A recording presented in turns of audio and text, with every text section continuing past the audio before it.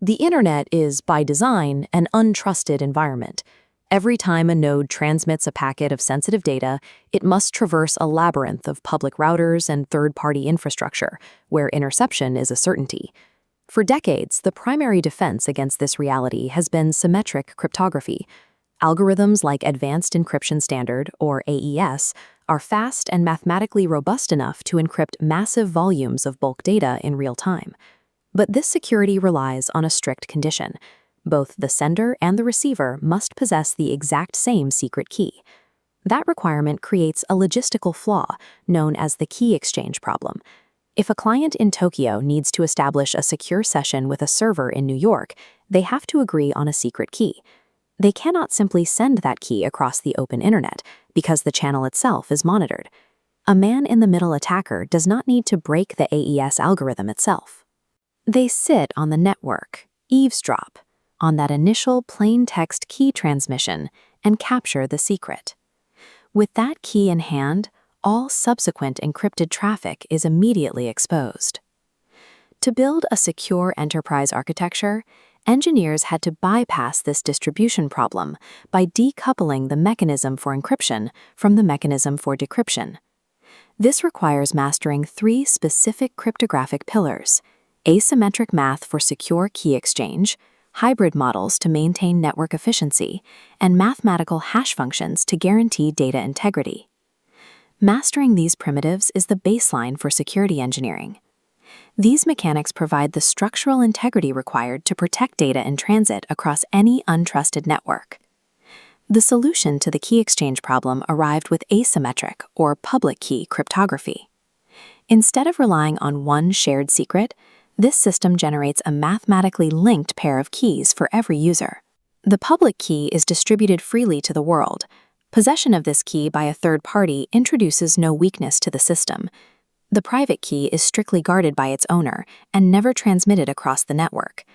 When transmitting a secure message, the sender runs plaintext through an encryption algorithm using the receiver's public key.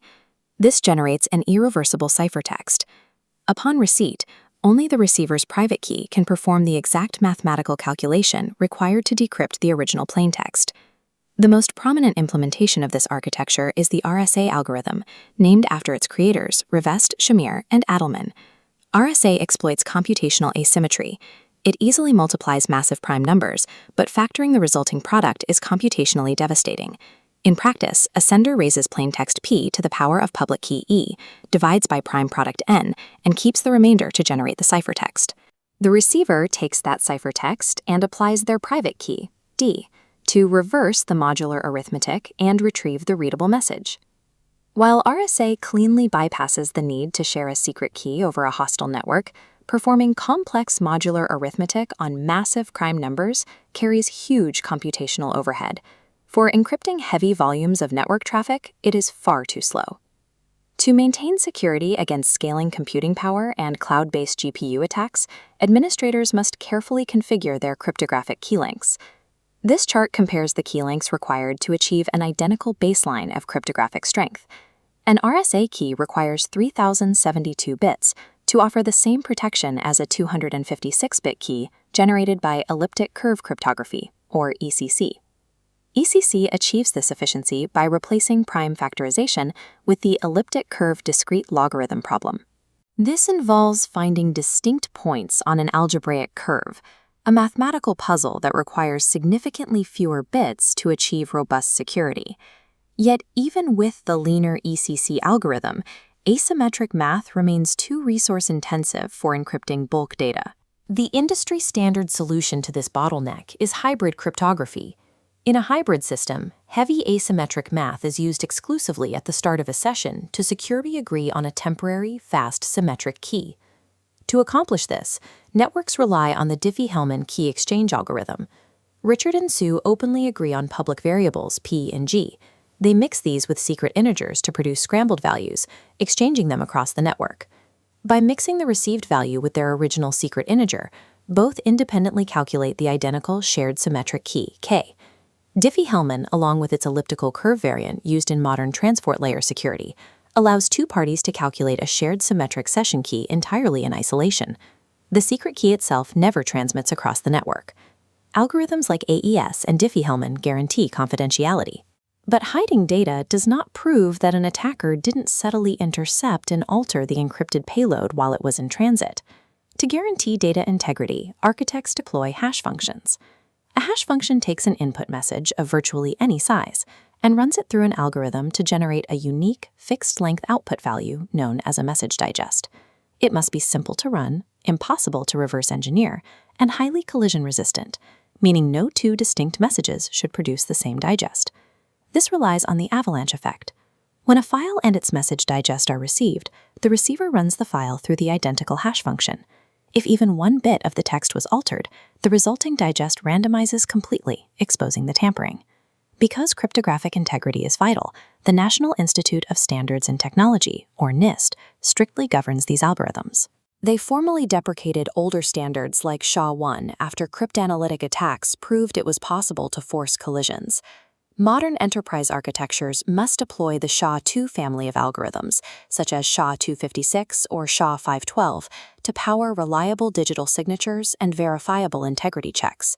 By acting as an unforgeable, tamper-evident seal, hash functions complete the triad of secure communications, working in tandem with asymmetric key exchange and symmetric encryption.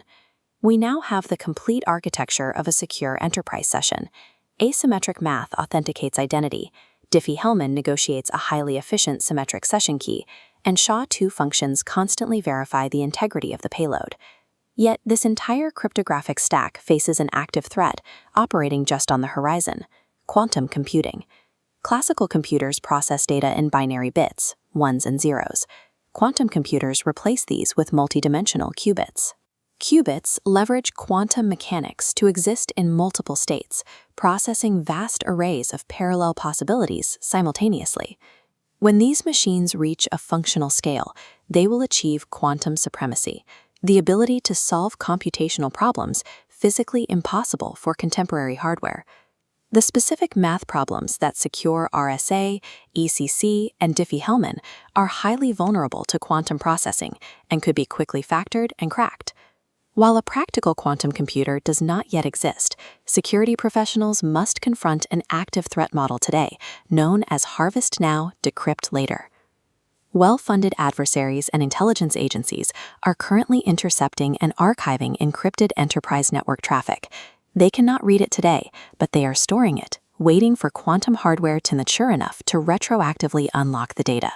Any proprietary data with long-term shelf life is already at risk. Enterprise security architects cannot wait for quantum hardware to hit the commercial market.